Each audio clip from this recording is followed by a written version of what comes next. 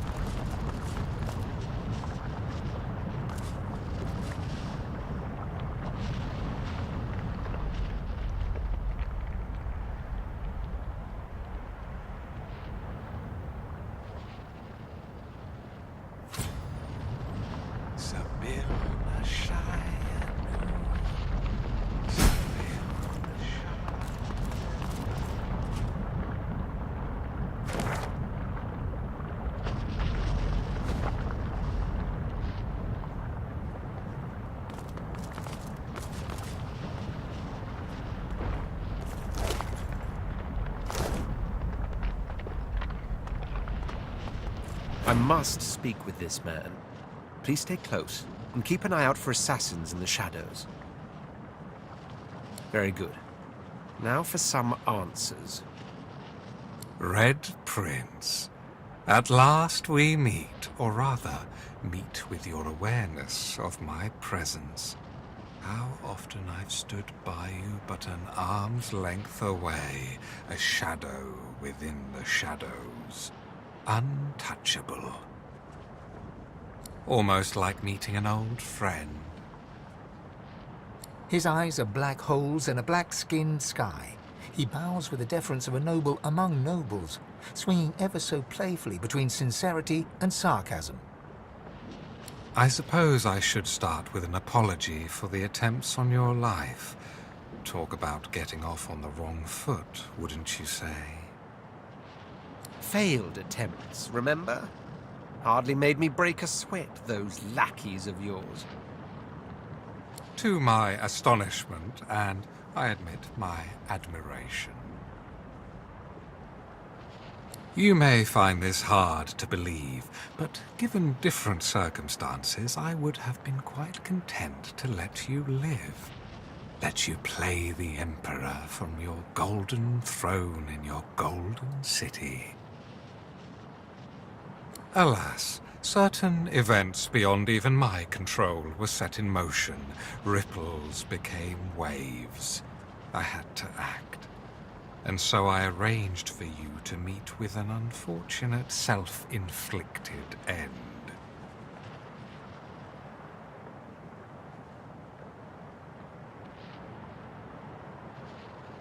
Is that so? What colourful folk you travel with, Prince. It's almost a pity we find ourselves on such opposite sides, all because of who you are, and all because of who she is. It was Sadha who set events in motion, Red Prince. If you were the ripple, she was the wave.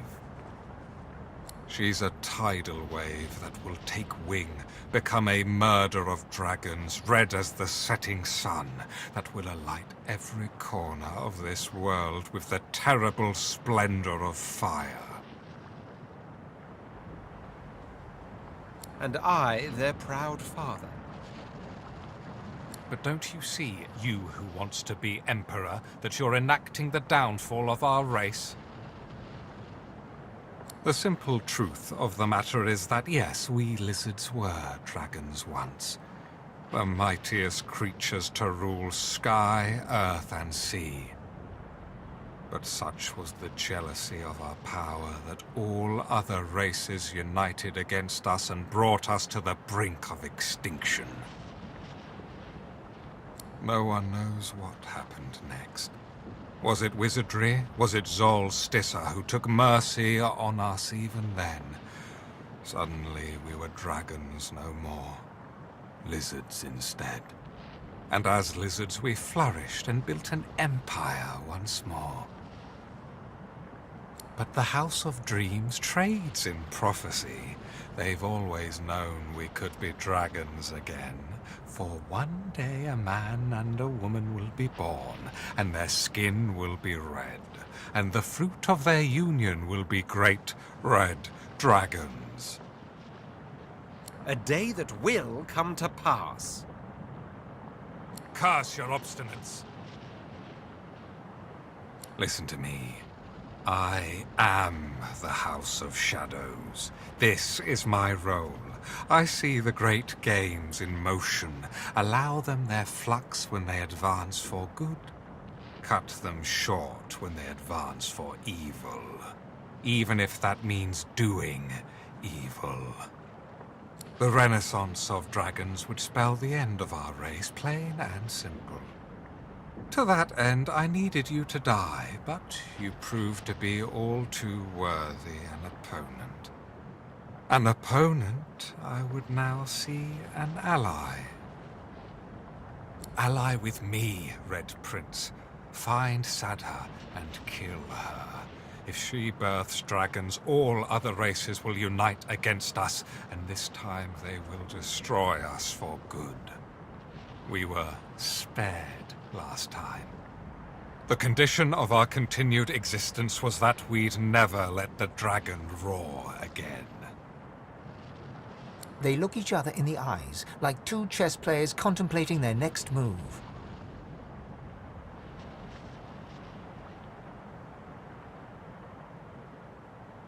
Actually, I think I'll call his bluff. Now then, I'm the Red Prince. Your role in this story is over. I am its sole protagonist. Sadha may indeed be dangerous. I may decide she must die. I may not. But it will be my decision. You're out of options, Master of Shadows. Tell me where she is.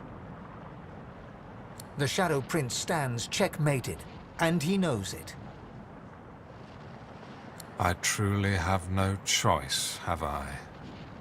Very well. I must put the fate of all lizards in your hands. But beware. Sadha is ultimately dangerous. Not only will she be the mother of dragons, I fear she's fallen in with an old enemy. Them. He points to the fallen black ring. If I'm correct, and Sadha's heart has been darkened by the ring, you may be able to find her through their scrying magic. There's a thing on this island known as the Sallow Man. He is a master of mirrors. Mirrors like his will read your mind and show you what you desire, if you manage to elude or eliminate him. A word of warning, though. He is like a shred of nightmare ripped from the dream realm set loose in reality. Do not underestimate this creature. Be careful, and become the savior of all lizards, Red Prince. Become the true emperor of your people. I will be Emperor, yes. Of lizards or dragons, that remains to be seen.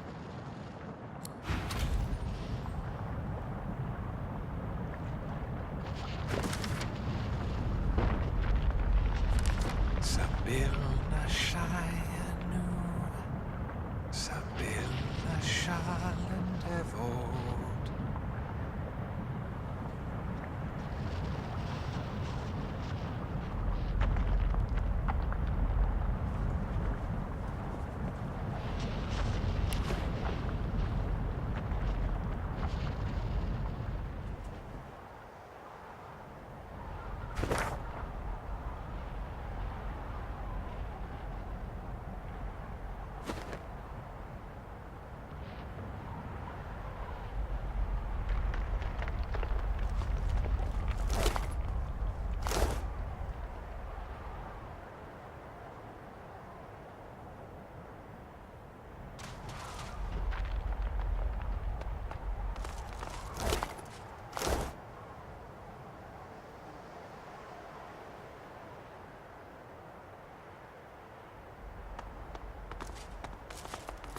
The air is thick with heavy flakes of ash.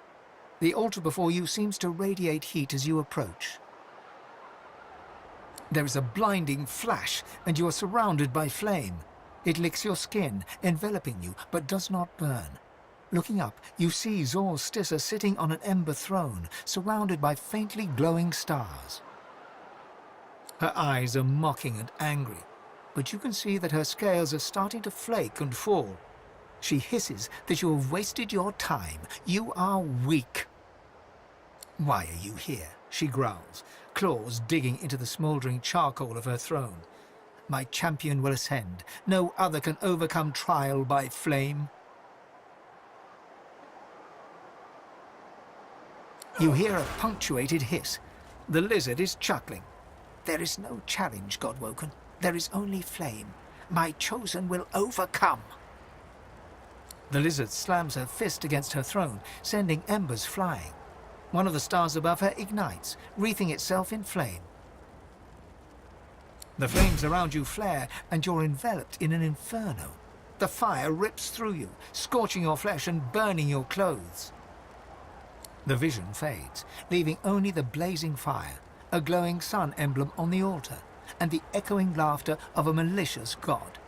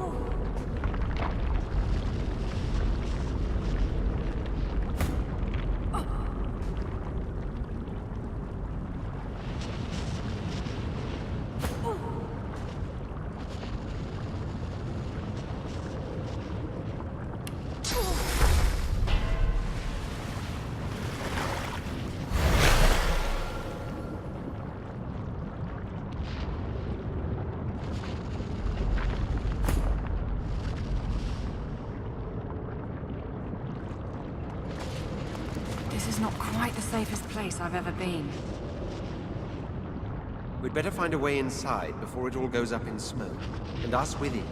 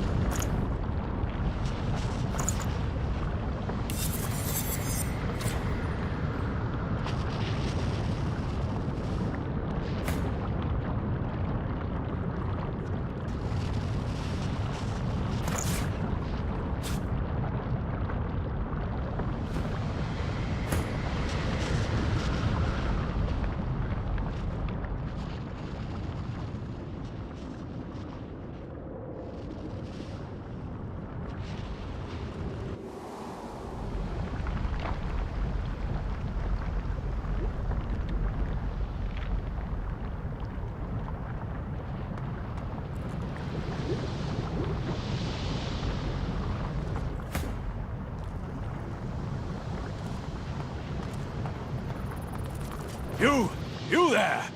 Prithee, goodly traveller, might I prevail upon you to answer a question? No place is safe while she lives, neither this crumbling temple nor the shore indeed. You see, I am on a mission most grave. I seek a sorcerer most foul, most reviled, most feared. Her name is... His pincers scissor wildly. Septa the Ineffable! Have you heard tell of this wicked beast on your travels?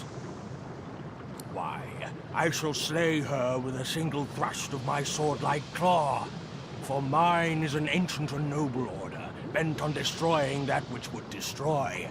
Septa is a sorcerer, and I am a source hunter. Lost, and the hunt continues. Be wary, traveler. Where Septa travels, doom soon follows. Imperio, away!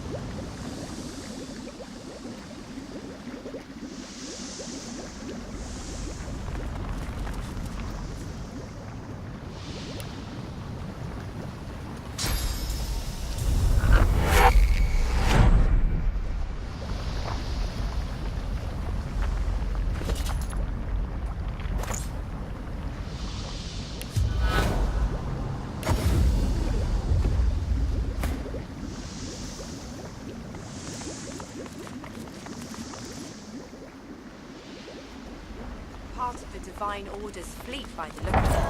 Hellfire must have rained down on them. It's surprising any of them made it ashore, looking at that.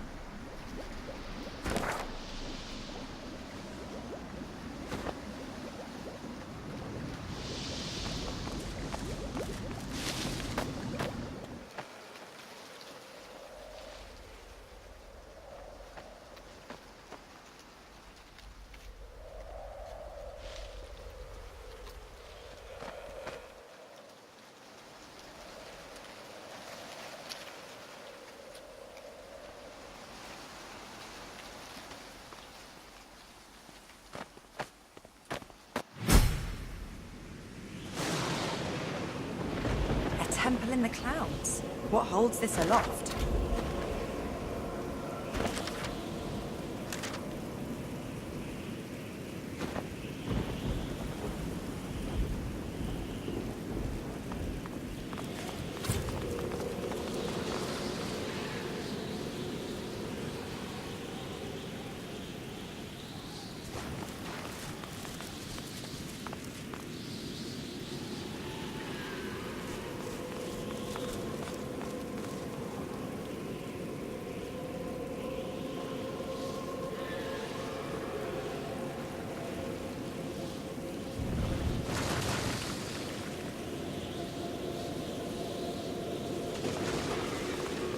Before you stands a shrine to Amadia, her solemn face carved of ancient stone. This statue of Amadia seems ancient. Moss blooms from cracks all over the... You pray to Amadia, yet no words from you can rouse a response. You feel a presence awaken within the stone. An ancient awareness reaches out to you, swirling through every cell of your body and every mote of your soul. A wintry wind blows, and bitter hail falls all around you. Yet you feel no chill, and the ice melts as soon as it touches your skin. Then the awareness recedes from you, ebbing back like a tide until you are left completely alone. Alone with your thoughts, alone with the blessing Amadia left you with.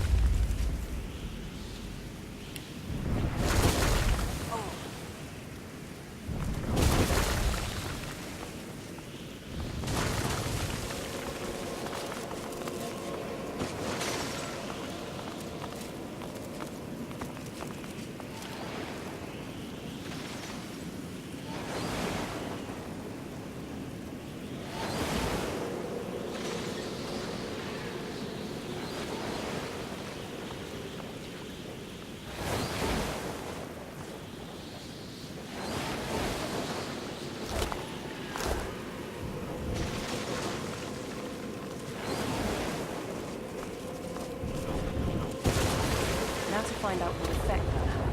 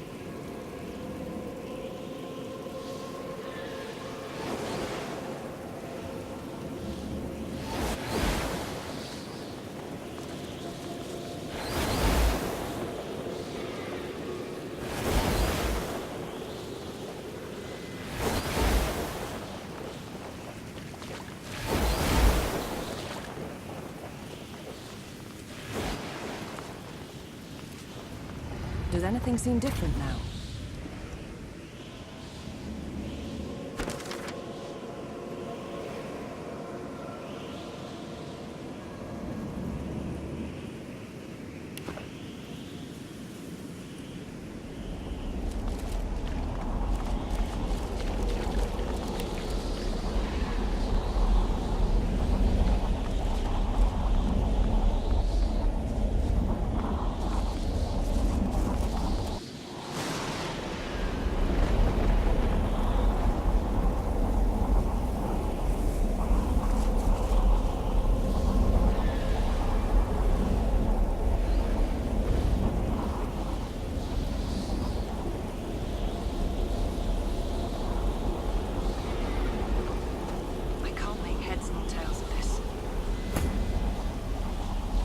Amadia truly is the mother of all men, the patron of all who use swords.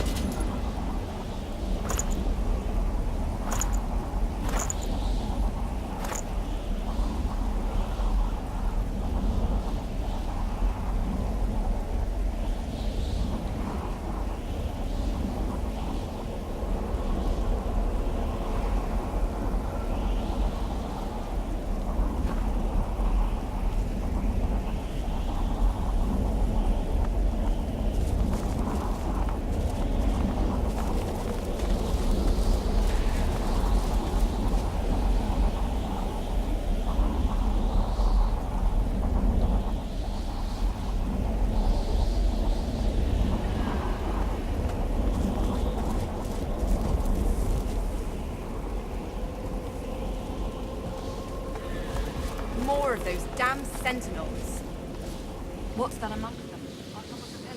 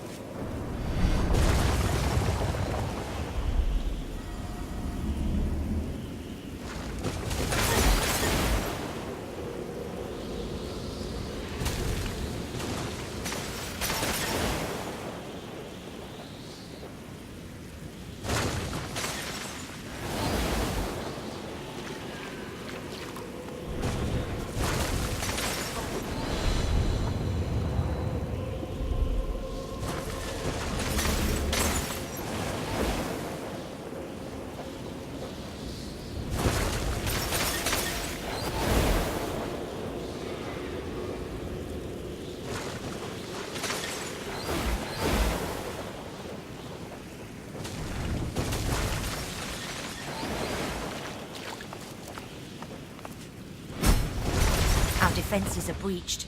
Must I kill you now? It would pain me.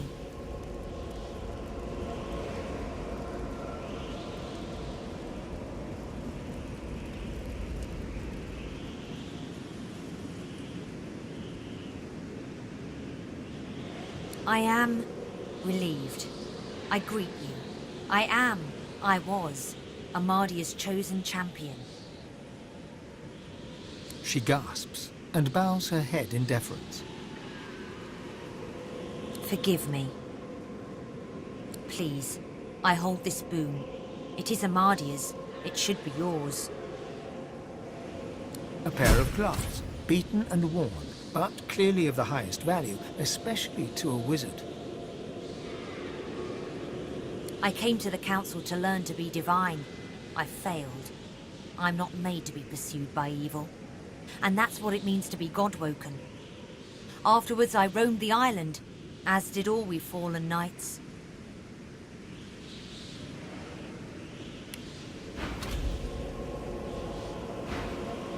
But my worst fears came true when the Black Ring came. I fled here. I made sure the temple was defended and went to the altar. I prayed to Amadia for help, but she did not answer. I'm not ashamed to say that I hid. There is untold evil in the world, and it has reached the island. It seeks the God-woken who would be divine. I cannot bear it. Go? There is no go. I belong here. I was God-woken, but for all the evil in the world, I would not be divine. I did not search the world for the others of our kind. My place is here. Yours is inside the mountain.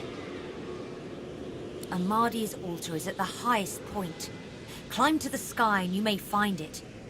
But be warned, Amadia rarely answers now. And when she does, she sounds unwell. May she speak to you with love. She bows her head in deference and allows you to leave.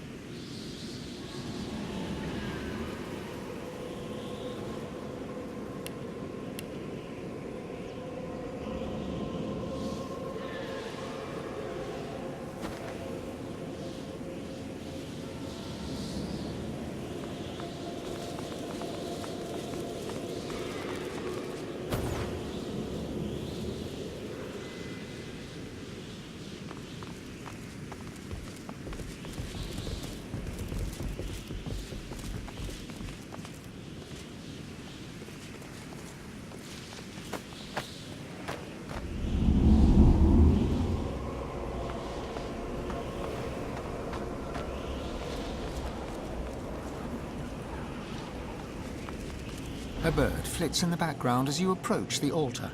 Laying your hand on the weather-beaten stone, you feel a gentle heat. A sense of warmth and peace fills you. As you whisper your words, you feel the world around you melt away. You open your eyes to an old log house, a roaring fire, and a door ajar. Pushing the door open, you find a bedroom, comfortably furnished. In the middle of a bed, wrapped in blankets, is an old, shivering woman. She reaches out, welcoming her lost child. So good of you to come. She has been so proud to watch your heroics, but now you need to help her. She leans forward, grey hair falling to frame her wrinkled face, and whispers that she is so hungry. She needs to feed. She needs your sauce. The woman takes you in her arms, pulling you close in a warm, soft embrace. You almost can't help relaxing as her warmth spreads through you. You're still breathing in her scent, the smell of home, when you feel her claws. They press into your back, tearing cloth, breaking skin, pushing deep into muscle. A gasp escapes your lips, and you sense it, her ferocious hunger as she starts to feed. You feel your source draining away, your energy sapping, your own hunger becoming unbearable. You push her away, staggering backwards, until you rest gasping against the door. The figure in the bed draws the curtains and smiles as she is bathed in moonlight. She turns back to you, her grey hair now streaked with gold. She gets out of the bed, walking towards you, but you feel your god pulling you back, pulling you away from her claws. The room fades, but Amadi's moon remains, now emblazoned on the altar before you.